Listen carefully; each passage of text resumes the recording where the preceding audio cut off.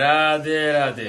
ওম নমো ভগবতে বাসুদেবায়।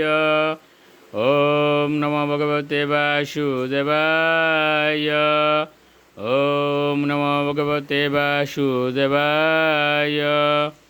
শ্রীচৈতন্য চরিত্রামৃত আদিলীলা দ্বিতীয় পরিচ্ছেদ বস্তু নির্দেশ মঙ্গলাচরণে শ্রীচৈতন্য তত্ত্ব নিরূপণ।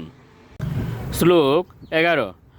বদন্তি তত্ত্ববিদ তত্ত্বম জ্ঞানম অদ্বয়ম ব্রহ্মেতি পরমাত্মেতি ভগবানিতি শব্দতে।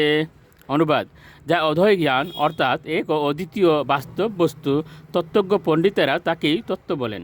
সেই তত্ত্ববস্তু ব্রহ্ম, পরমাত্মা ও ভগবান এই তিন নামে অভিহিত হন। শ্লোক 12। তাহার অঙ্গের শুদ্ধ কিরণমণ্ডল উপনিষদ কহে তারে বর্ম সুনির্মল।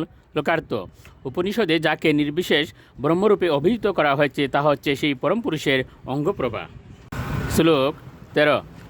চর্মচক্রে দেখে জইছে সূর্য নির্বিশেষ, জ্ঞান মার্গে লইতে নারে কৃষ্ণের বিশেষ। শ্লোকার্থ: চর্মচক্রে যেমন সূর্যকে এক নির্বিশেষ জ্যোতিমণ্ডল বলে মনে হয়, অর্থাৎ সূর্যের সবিশেষ বৈচিত্র্য দর্শন হয় না, তেমনি মনুধর্ম প্রসূত দার্শনিক জ্ঞানের মাধ্যমে শ্রীকৃষ্ণের চিন্ময় বিশেষত্ব উপলব্ধি করা যায় না। শ্লোক 14। য়স্য প্রভা প্রভবত জগদণ্ড কোটি কোটিষু অশেষ বসুদাদি বিভূতি ভিন্নম তদ্ব্রহ্ম নিষ্কলম অনন্তম অশেষভূতম গোবিন্দমাদি পুরুষম তমহম ভজামি।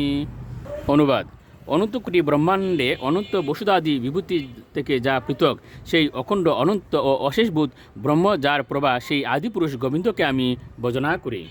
শ্লোক 15।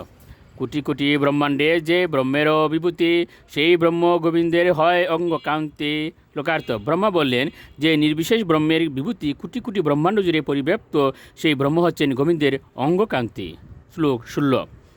সেই গোবিন্দ বজি আমি তেহ মোর প্রতি, তাহার প্রসাদে মোর হয় সৃষ্টির শক্তি। লোকার্থ: আমি ব্রহ্মা গোবিন্দের ভজনা করি, তিনি আমার পতি, তার কৃপাতেই আমি ব্রহ্মাণ্ড সৃষ্টি করার শক্তি লাভ করেছি। শ্লোক 17।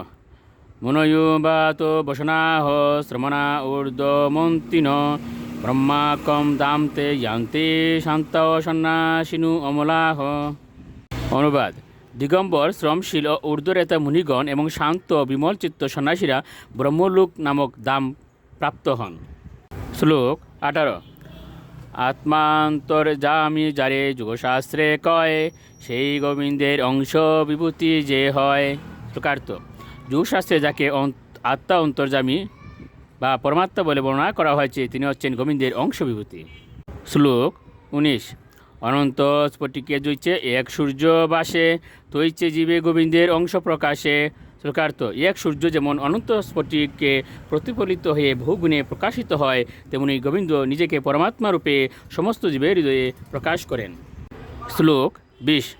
অথবা বহু নৈতেন কিম জ্ঞাতেন তবার্জুন বৃষ্টিব্য অহম ইদম কৃষ্ণম একাংশেন স্থিত জগৎ। অনুবাদ: ভগবান শ্রীকৃষ্ণ বললেন, হে অর্জুন, এর থেকে বেশি আর কি বলবো? আমি আমার এক অংশের দ্বারা সমস্ত জগতে প্রবিষ্ট হয়ে বর্তমান থাকি। রাধে রাধে।